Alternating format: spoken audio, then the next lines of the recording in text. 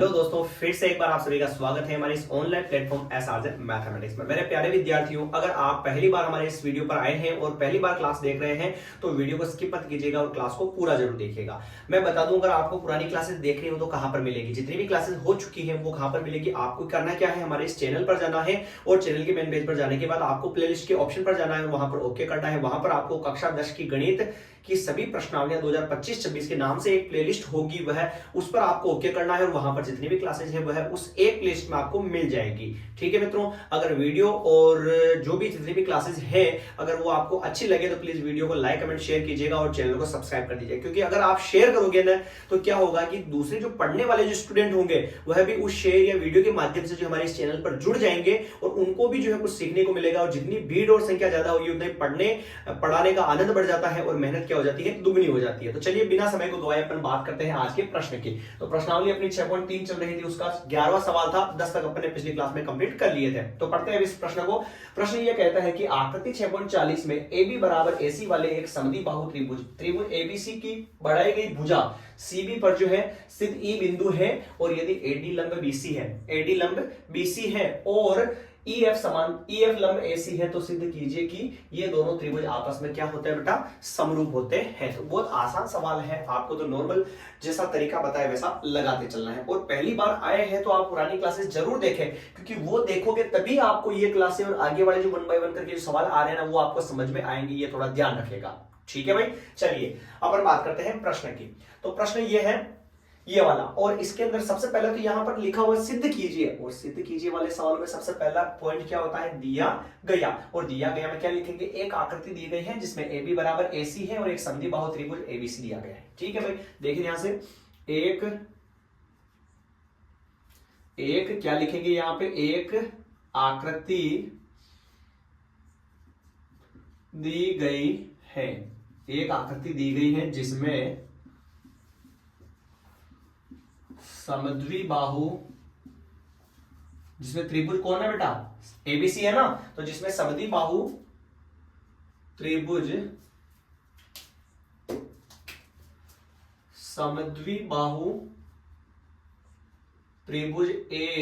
ABC में AB बराबर क्या है बेटा, AC है। पता है ना भाई, समद्विबाहु त्रिभुज एक ऐसा त्रिभुज जिसकी दो भुजाएं बराबर हो, उसे कौन सा त्रिभुज कहते हैं, समद्विबाहु त्रिभुज कहते हैं। तो ये अपन ने लिख दिया, तथा और भी दे रखा अपने को AD लंब BC व EF लंब AC, ये हमें दिया गया, ये तो दिया गया हो गया। अब दूसरा ऑप्शन क्या आता है, सिद्ध करना है, यानी कि हमें क्या सिद्ध करना है, वो वाला ऑप्शन। तो सिद्ध करना है, सिद्ध क्या करना है समझिएगा ध्यान से बेटा। सिद्ध ये करना है कि त्रिभुज ABD जो है समरूप किसके होगा, ECF के। त्रिभुज ABD समरूप त्रिभुज ECF, ये सिद्ध करना है। तो तीसरा जो ऑप्शन आता है वो क्या आता है, सत्यापन। आप मेरे को यूं बताओ कि समद्विबाहु त्रिभुज क्या है, ABC एक समद्विबाहु त्रिभुज है, त्रिभुज ABC एक क्या है बेटा, समद्विबाहु त्रिभुज है। और आप सभी को पता है प्यारे मित्रों कि अगर कोई त्रिभुज समद्विबाहु है तो उसकी दो भुजाएं बराबर होगी, और उस त्रिभुज की दो भुजाएं बराबर हो तो उसकी दो भुजाएं बराबर हो तो उसके सम्मुख कोण भी आपस में क्या होते हैं, बराबर होते हैं। जैसे कि ये वाला त्रिभुज ABC, ये समद्विबाहु त्रिभुज है तो इसकी भुजा AB जो है ना वो किसके बराबर है, AC के। और यदि किसी त्रिभुज की दो भुजाएं बराबर हो तो उनके सम्मुख कोण भी आपस में क्या होते हैं, बराबर होते हैं। तो यानी मैं यहां पर लिख सकता हूं एंगल B, डायरेक्टली लिख देगा ना, कोई दिक्कत नहीं, यहां पे डायरेक्ट लिख देते हैं अपन। एक बार इसको देखे तो एंगल B बराबर एंगल क्या हो जाएगा, C, क्यों, बराबर भुजाओं के सम्मुख कोण क्या होंगे बेटा, बराबर। कोई दिक्कत है क्या, किसी त्रिभुज की दो भुजाएं बराबर हो तो उनके सम्मुख कोण आपस में क्या हो जाते हैं, बराबर हो जाते हैं। तो इसलिए इधर तो एंगल B है, इस भुजा के सामने कौन है, एंगल बी, और इस भुजा के सामने कौन है, एंगल सी। तो एंगल बी बराबर एंगल सी होगा, बराबर भुजाओं के सम्मुख आपस में क्या होते हैं, बराबर होते हैं। मामला क्लियर एकदम। चलिए अब आगे बात करते हैं अपन। अब ये क्यों लिखा सर, क्योंकि आगे जरूरत पड़ेगी इसलिए अपन ने पहले ही लिख दिया, और आप चाहोगे नहीं सर बाद में लिखो तो बाद में भी अपन लिख सकते थे, ठीक है। चलिए अब जिन दो त्रिभुजों को समरूप सिद्ध करना है उन दोनों को ले लेते हैं अलग। त्रिभुज एक तो है ए बी डी, व त्रिभुज ई सी एफ से। एक तो है त्रिभुज A B D, A B D ये बड़ा त्रिभुज है बेटा, ये समझिएगा ध्यान से। ए ये बी ये डी, यहां पर 90 डिग्री, इधर 90 है तो इधर भी 90 ही होगा ना।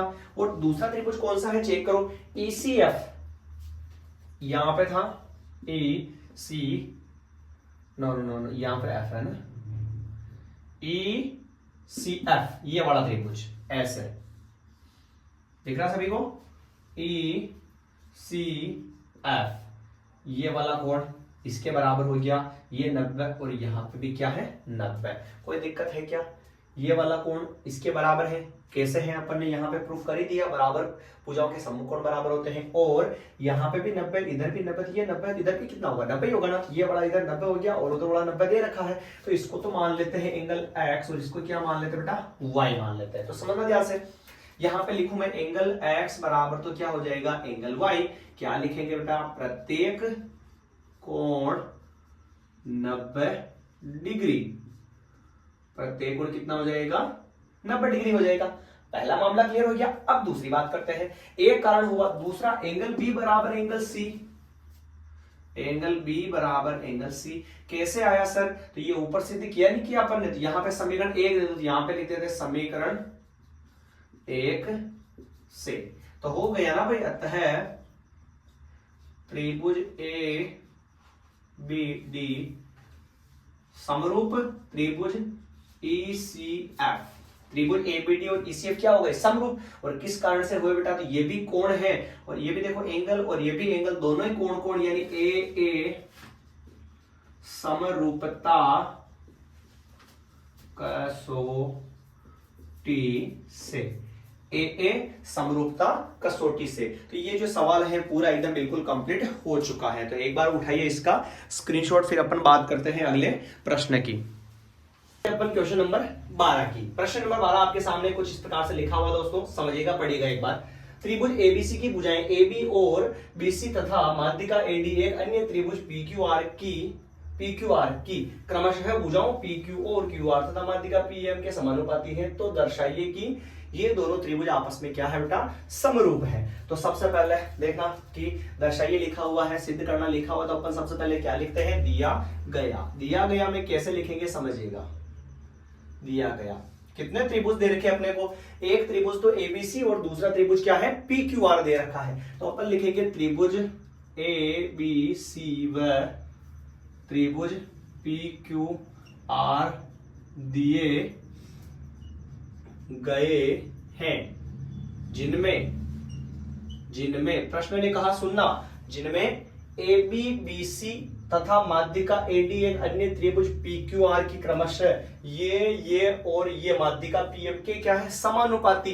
और आप सभी प्यारे मित्रों को पता होगा ये समानुपाती का नाम आ जावे तो इधर एक भुजा उठाओ, उधर उसकी दूसरी भुजा उठाओ, और एक के बटेवा में दूसरी भुजा, दूसरी के बटेवा में तीसरी भुजा, तीसरी के भुजा में चौथी भुजा, ऐसे लिखते हैं ना अपन। तो देखना फर्स्ट वाला फर्स्ट वाले के लिए, सेकंड वाला सेकंड वाले के लिए, थर्ड वाला थर्ड वाले के लिए। तो फर्स्ट में क्या लिखा हुआ त्रिभुज एबीसी की भुजाएं क्या है ए बी, तब पीक्यूआर की जो क्रमशः भुजाएं क्या है पीक्यू, तो ए बी के तो क्या है पीक्यू, और समानुपाती का मतलब क्या होगा, जिसमें ऐसे लिखेंगे ए बी के बटेवा में क्या लिखेंगे बेटा पी क्यू, फिर बराबर, फिर सेकंड स्टेप में क्या आएगा बीसी, तो बीसी के बटेवा में क्या लिखेंगे क्यू आर, तथा माध्यिका उधर क्या है एडी, तब इधर माध्यिका कितनी है बेटा पी एम। ठीक है भाई, ये लिख दिया अपन ने, ये दिया गया है कंप्लीट। फिर आता है सिद्ध करना है, सिद्ध करना है, सिद्ध क्या करना है देखिएगा, त्रिभुज एबीसी समरूप त्रिभुज पी क्यू आर, ये हमें क्या करना है बेटा सिद्ध करना है। तो तीसरा ऑप्शन क्या आता है सत्यापन, ये पूरा जो त्रिभुज है ना एबीसी, इस पूरे त्रिभुज पीक्यूआर के समरूप सिद्ध करना है। तो सबसे पहले तो प्यारे विद्यार्थियों दो कारण तो हमारे पास है ऑलरेडी। कौन से हैं देखो आप ध्यान से, ए बी बटे पी क्यू, ए बी ये वाली भुजा और पी क्यू ये वाली भुजा पूरे बड़े त्रिभुज में है। फिर BC upon Q R, BC ये रहा पूरा और क्यू आर ये भी पूरा पूरा आ रहा है, और एक एडी बटेवा पीएम, एडी बटेवा पीएम। तो ये वाला जो माध्यिका है ना बीच वाली, ये नहीं मिल रही है, बाकी दोनों कारण मिल रहा है। इधर इसके बटे में ये दोनों त्रिभुज में है, इधर पूरे के बटे में पूरी ये भी दोनों है, पर इधर एडी जो है ना एडी ये इस पीएम के बटेवा में है, जो ये हमारे बड़े त्रिभुज की भुजा के अंदर नहीं है। तो सबसे पहले अपन क्या करेंगे समझिएगा थोड़ा ध्यान से। अपन क्या करते हैं, एक तो इधर लेते हैं क्या नाम बीसी, और उधर क्या लेते हैं क्यू आर। नहीं बीसी भी क्यू आर भी नहीं ले रहा, पर इतना ही ले रहे। बीसी जो है ना बीसी ये क्या है माध्यिका, और आप सभी को पता होगा कि माध्यिका जो है उस त्रिभुज को दो बराबर भागों में बांट देती है, और प्लस दूसरी बात यह है कि उस जिस भुजा पर माध्यिका खींची जाती है, जिस भुजा के ऊपर माध्यिका खींची जाती है उस भुजा को भी वह कितने बराबर भागों में बांट देती है, दो बराबर भागों में बांट देती है। इसका मतलब क्या होगा प्यारे विद्यार्थियों, सुनना ध्यान से। यानी कि ये पूरी जो भुजा है ना बीसी, पूरी जो भुजा है बीसी, उसका आधा क्या होगा बीडी भी होगा, और उसका आधा क्या होगा बीसी भी होगा। तो इसको मैं ऐसा लिख सकता हूं, या यूं समझो मैं ऐसे लिख दूं आपके लिए, बीसी बराबर 1/2 बी डी। अब ये आया कैसे बताऊंगा, देखना। बी से लेकर सी तक कितने भागों से मिलकर बना हुआ है, एक तो बी डी से और एक किससे बेटा डीसी से। तो बी सी बराबर, आपको मैंने बताया कि भाई ये माध्यिका है, तो माध्यिका डालने के बाद इधर वाला भाग और इधर वाला भाग आपस में क्या हो जाता है बराबर। इसका मतलब बीडी और डीसी बराबर होगा। तो एक बीडी तो पहले चल रहा है, और प्लस इस डीसी को भी हम किसके बराबर लिख देते हैं, बी डी के बराबर। उल्टा लिखा मैंने ना, ये बीडी इधर आएगा, ये हो गया। तो यहां पे तो हो गया बीसी और बराबर क्या हो गया बीडी, और बीडी कितना हो गया बेटा 2BD, और इंटू वाले दो को का बेस बटेगा, तो इधर 1/2 बीसी हो जाएगा, बराबर में क्या बचेगा बीडी। ये आएगा कि नहीं आएगा मेरे को बताओ भाई। यानी कि इधर तो लिख दूं मैं बीडी, यानी कि ये आधी, ये वाली जो है ना ये इस पूरी भुजा बीसी की क्या होगी बेटा आधी, यानी 1/2 होगी। कोई दिक्कत है क्या, कैसे है मैंने बता दिया। बाकी आप याद रख सकते हो कि कभी भी माध्यिका डाले तो पूरी भुजा का आधा ये लेंगे, तो ये बीडी जो है ना इस पूरी भुजा का आधा होगा, तो यानी कि बीडी बराबर 1/2 बीसी। इसी प्रकार से इधर भी देखो, ये जो QM है ना QM, ये इस पूरे QR का आधा होगा या नहीं होगा, होगा बेटा। QM जो है पूरे QR का क्या होगा आधा। कोई दिक्कत है क्या इसमें बताओ मेरे को, नहीं है भाई। तो ये दो समीकरण बन चुकी है। सर ऐसा क्यों किया आपने, तो अब इसका भी कहीं ना कोई रोल होगा, अपन देखते हैं कि इसको आगे कैसे बढ़ेंगे अपन।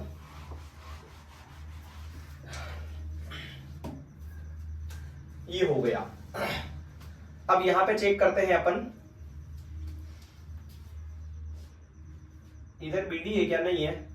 AB upon PQ, AB upon PQ त्रिभुज उठाते हैं अपन, थोड़ी सी जगह कम पड़ेगी, देखना। इधर को इधर यहां ले आओ, बटे नहीं चलने दो। एक तो त्रिभुज लेते हैं अपन इधर का ABD, ये बड़ा त्रिभुज ये लिया अपन ने ऐसे ABD, और इधर लेते हैं अपन PQM, ऐसा ले लिया अपन ने। ठीक है सर, समझना ध्यान से। अब अपन क्या करेंगे, त्रिभुज एक का नाम तो है ABD, वह त्रिभुज ए का नाम क्या है PQM। कोई दिक्कत है क्या। अब इसमें टेस्ट करो कितने कारण जो है ना इसमें से मिल रहे हैं। एक तो AB बटेवा PQ, AB बटेवा PQ मिला कि नहीं मिला भाई, मिला sir. BC upon QR, BC जो है ना यहां से देखो, मैं इस BC का मान निकाल लूं, ये जो BC है ना इस बटे वाले को कहां भेज दूं, इधर इनटू में, तो क्या होगा बेटा 2BD होगा या नहीं होगा, मेरे को ये बताओ।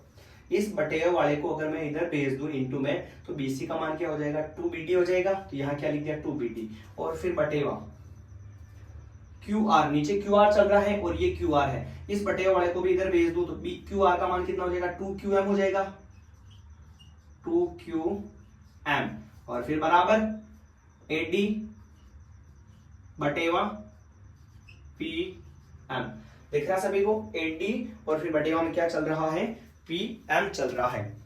तो अपन ने यहां तक लिख दिया इसको ऐसे, ठीक है भाई। आगे देखना, फिर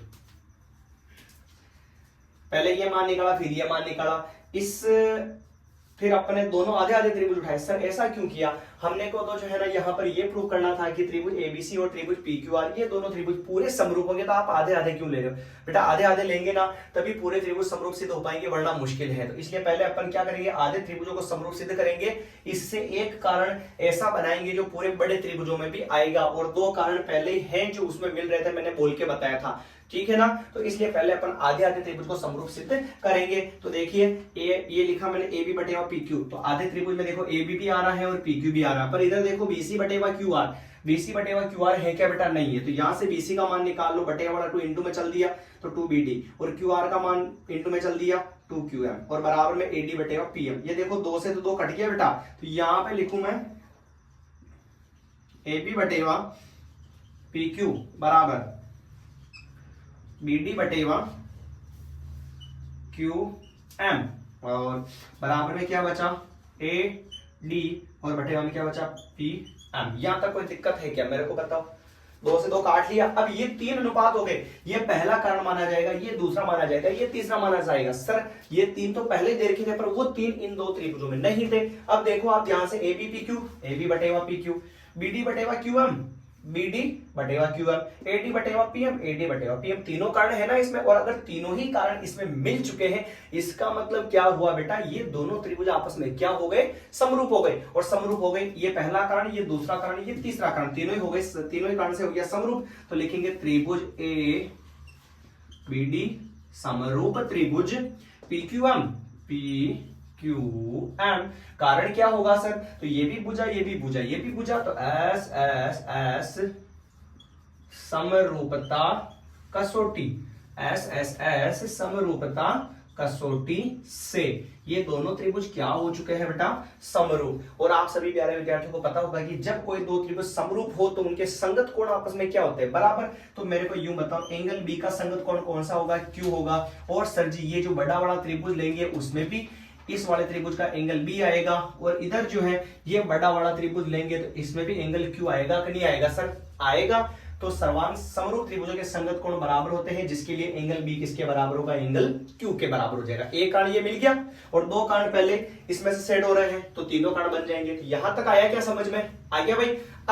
अब अपन जो मेन मुद्दा था अपने प्रश्न का उस पर चलते हैं और उसको समरूप सिद्ध करते हैं। तो एक बार उठाइए इसका स्क्रीनशॉट, फिर उसके लिए मैं यहां से थोड़ा सा इसको दिया गया वगैरह को रफ कर देता हूं। ये नॉर्मल चीज थी वैसे, ठीक है ना। तो चलिए इसको तो अपन कर देते हैं रफ,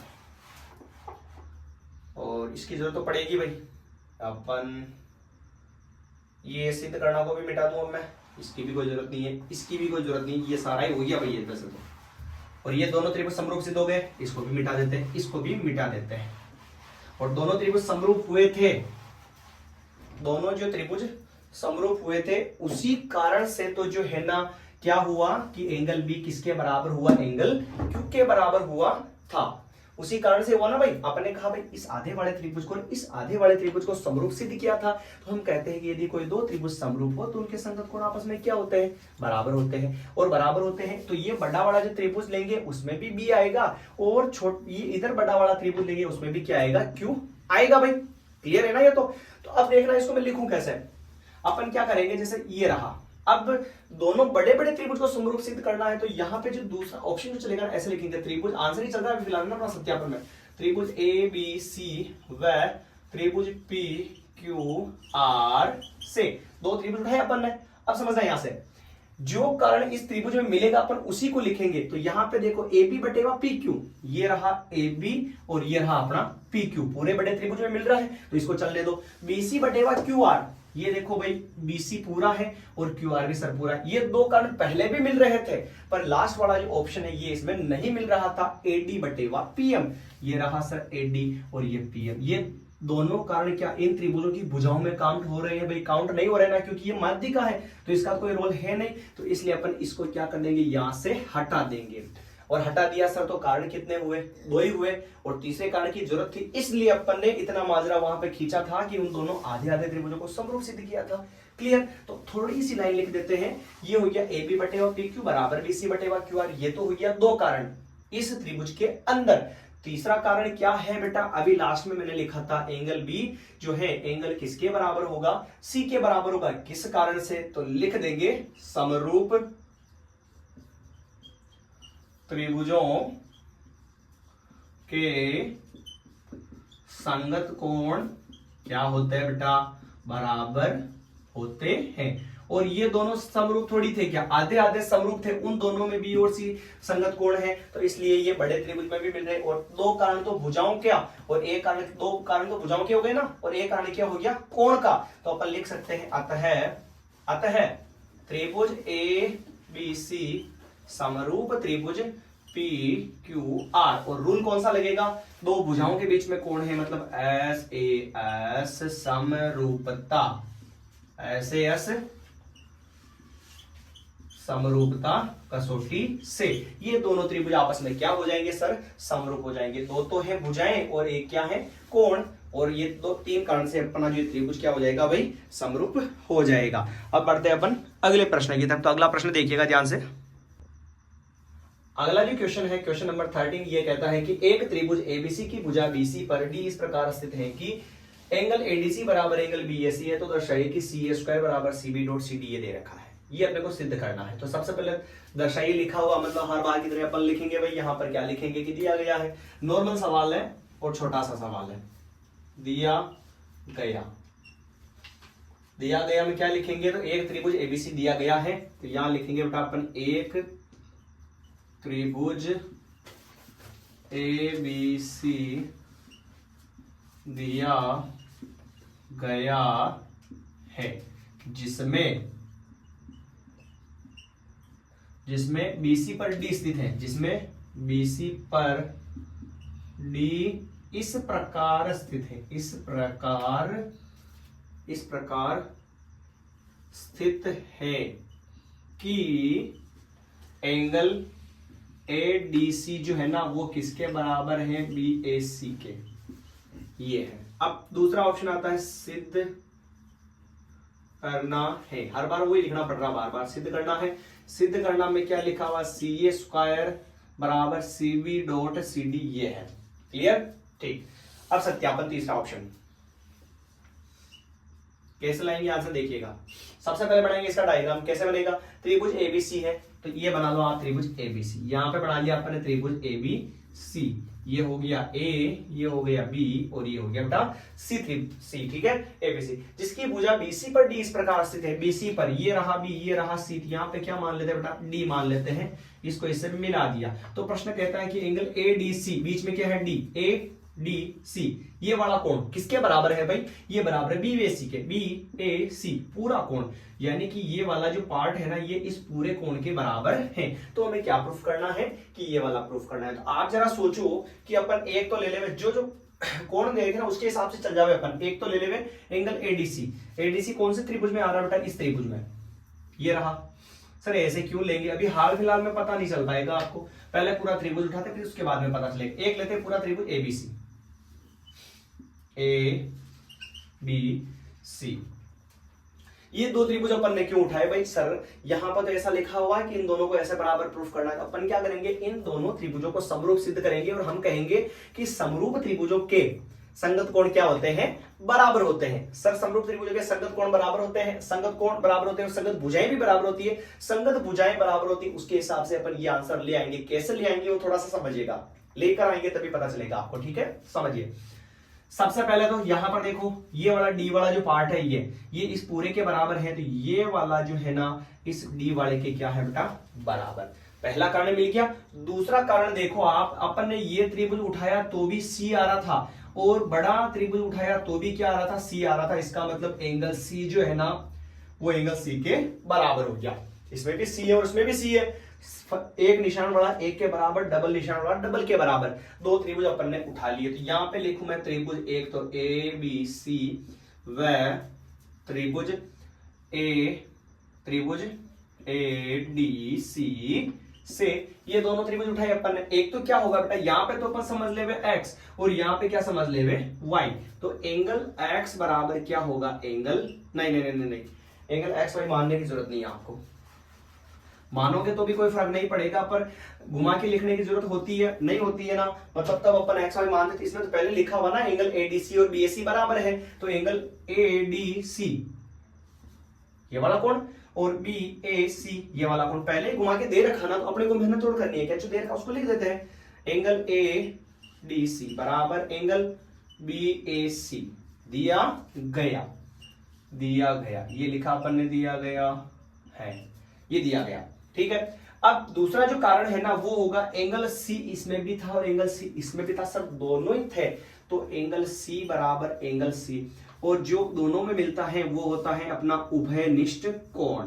ये कोण है इसलिए कोण आएगा, और उभयनिष्ठ मतलब दोनों में सेम है इसलिए तो उभयनिष्ठ कोण है, ये दोनों आपस में बराबर हो गए। हम कहते हैं सर कि दो कारण होते हैं कोणों में, तो भी जो दोनों त्रिभुज है ना, त्रिभुज ए बी सी समरूप त्रिभुज ए डी सी क्या होंगे, आपस में समरूप होंगे। किस कारण से होंगे, तो ये भी कोण, तो ए समरूपता कसौटी, ए समरूपता कसौटी, इस कारण से ये दोनों त्रिभुज आपस में क्या हो जाएंगे, समरूप। और हम कहते हैं कि जब दो त्रिभुज समरूप हो तो उनकी संगत भुजाएं समान अनुपात में होती है। समान अनुपात में कैसे होती है, तो देखिएगा आंसर में क्या चाहिए, एक तो चाहिए CA, CB और CD। तो एक तो CA लेना पड़ेगा, तो हम इस त्रिभुज में लेते हैं CA, ये लिया मैंने CA, तो इसके बटियों में उसकी संगत भुजा आती है, तो CA इधर भी कोण इधर भी कोण, तो इधर क्या आएगा बेटा CD, तो इसके बटियों में क्या लिखूंगा मैं CD। ऐसे क्यों लिखा सर, समरूप त्रिभुजों की संगत भुजाएं समान अनुपात में होती है, मतलब इधर जो भुजा उठाऊंगा ना उसकी संगत भुजा जो है इसके बटियों में लिख सकते हैं। तो सर इसकी संगत तो ये होनी चाहिए, नहीं होगी बेटा, क्यों, क्योंकि इधर का कोण इधर के बराबर है, इधर का कोण इधर के बराबर है, दो कोणों के बीच वाली भुजा, तो दो कोणों के बीच वाली भुजा कौन सी है, CD है, तो इसलिए CA की संगत जो भुजा कौन सी होगी, CD होगी। ऐसे भी लिख सकते हैं, पर किताब में CA चल रहा है, प्रश्न में CA चल रहा है, इसलिए अपन CA लिख रहे हैं, ठीक है, बराबर लिख दिया बराबर। फिर अगर अपन उठावे CB क्या उठावे बेटा, CB, तो CB की संगत भुजा कौन सी होगी, देखो जो डबल वाला जो कोण है ना उसके इधर वाली भुजा, तो डबल वाला जो कोण है उसके इधर वाली भुजा कौन सी है, CA, तो बटे में क्या आएगा CA। अब दो भुजाएं चाहिए, इसके अलावा तो और एक्स्ट्रा वाली भुजा तो चाहिए ही नहीं, तो उसको छोड़ दो। यहां पे लिख देंगे समरूप त्रिभुज के संगत भुजाएं क्या होती है, बराबर, संगत भुजाएं बराबर अनुपात में होती है, एडजस्ट कर लो थोड़ा सा, अनुपात में होती है, ये लीजिए संगत अनुपात बराबर होता है इसके, हो गया।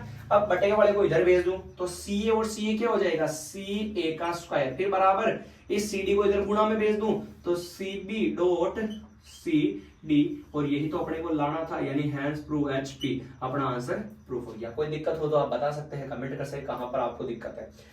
बाकी हर बार की तरह बस दिया गया और सिद्ध करना लिखता है, पूरी प्रश्नावली में बस इतना सा पता होना चाहिए कि किन दो त्रिभुजों को समरूप करना है, और कारण जो है सब में लगभग शायद ही कुछ नियम आया था ऐसा एक सवाल में या दो सवाल, बाकी सारे जो 12-13 जितने भी सवाल थे उन सब में SS को छोड़ के और RHS को छोड़ के, सारों को छोड़ के केवल एक नियम पूछा, AA समरूपता कसौटी। अब करते हैं अपन अगले प्रश्न की। तो ये अपना जो प्रश्न खत्म हुआ, इसके बाद में 14 नंबर वाला जो प्रश्न है ये अपन स्किप कर देंगे, और इसके बाद में 15 वाला पढ़ेंगे और 16 वाला जो स्किप कर देंगे, क्योंकि सवाल तो पूछने में तो कहीं से भी कुछ भी पूछा जा सकता है, पर अपन कह नहीं सकते कि ये इतने दो सवाल जो कुछ ज्यादा ही बड़े हैं। तो पेपर अपना मैथ्स का जो आप सभी को पता है कि क्वेश्चन जो है लगभग 60 से 70 के बीच आते हैं, छोटे छोटे अगर सारे को काउंट करें तो छोटे छोटे बहुत सारे प्रश्न हो जाते हैं। इतने बड़े प्रश्न वो कभी पूछेगा है नहीं, अगर आपका बाई लक अगर बेड हुआ तो शायद आ जाओ, बाकी कोई चांस नहीं है, 1% चांस है।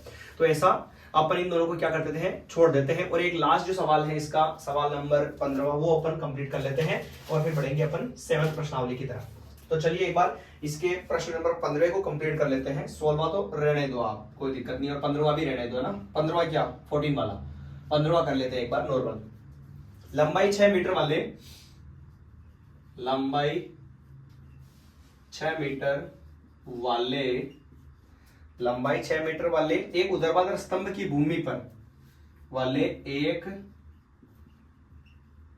ऊर्ध्वाधर स्तंभ की भूमि पर छाया की लंबाई की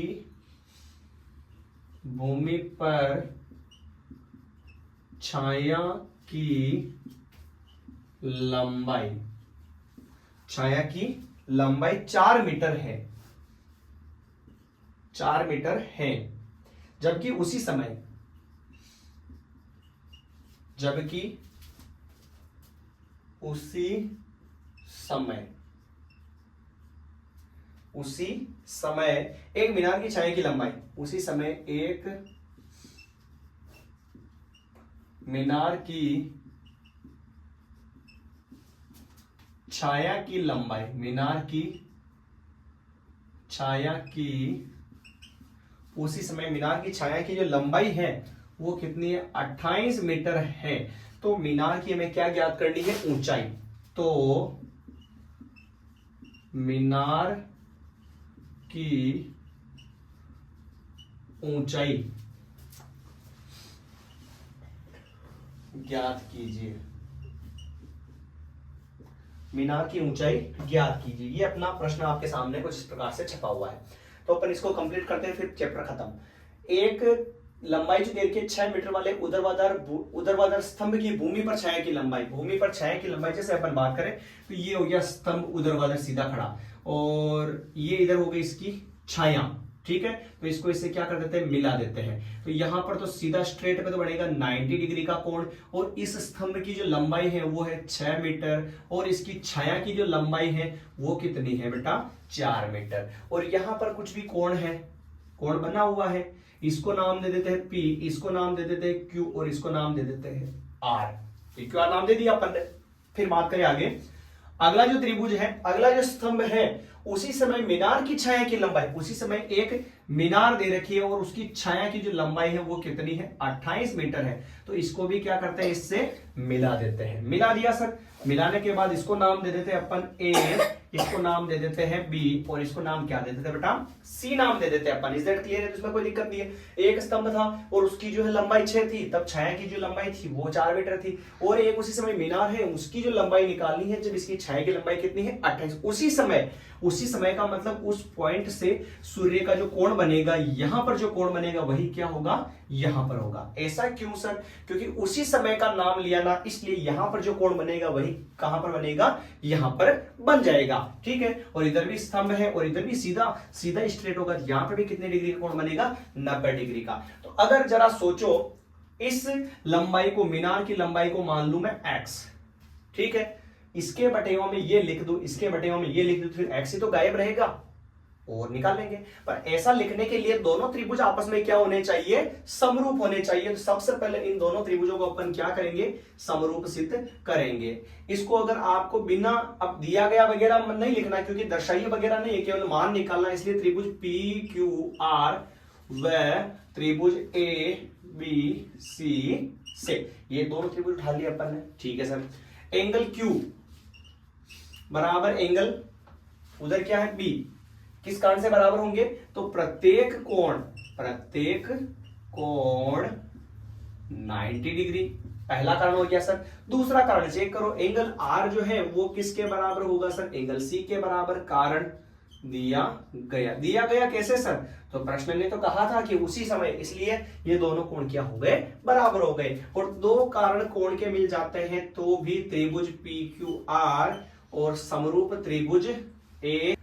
तो ये दो कारण अपने मिल चुके हैं। अगर दोनों कारण मिल चुके हैं तो ये वाला त्रिभुज और ये वाला त्रिभुज आपस में क्या हो गया बेटा समरूप हो गया। तो लिख दिया आपने इन दोनों त्रिभुजों को समरूप। नियम कौन सा लगेगा?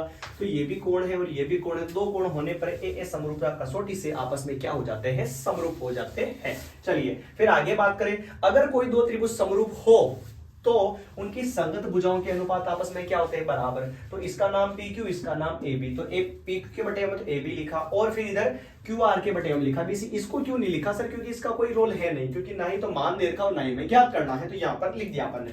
पी क्यू का मान देखो आप कितना है सर, 6 है। फिर ए बी का मान कितना है, देखो सर x माना अपन ने, फिर बराबर क्यू आर का मान कितना है सर, 4 है, और बीसी का मान कितना है बेटा, 28 है।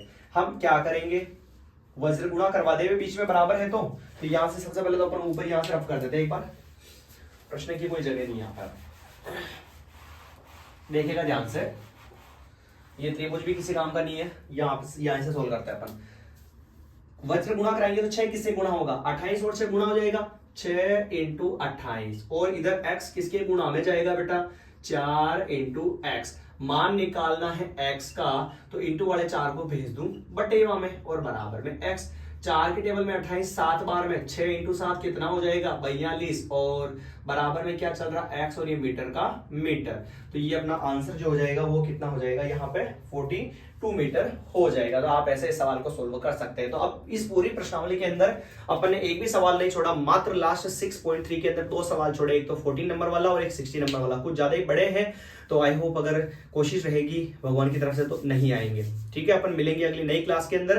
तो आज यहां तक अपना 6 जो चैप्टर है वो बिल्कुल एकदम कंप्लीट हो चुका है। अब अगली क्लास के अंदर हर बार की तरह अपन बेसिक क्लास स्टार्ट करेंगे, और फिर उसके बाद में अपन जो है उसकी जो भी सवाल होंगे उन 1 बाय 1 करके उनको सोल्व करने का प्रयास करेंगे। तो अगर आपको वीडियो अच्छा लगा हो तो प्लीज इस क्लास को शेयर कीजिएगा और चैनल को सब्सक्राइब कर दीजिएगा। धन्यवाद, जय हिंद।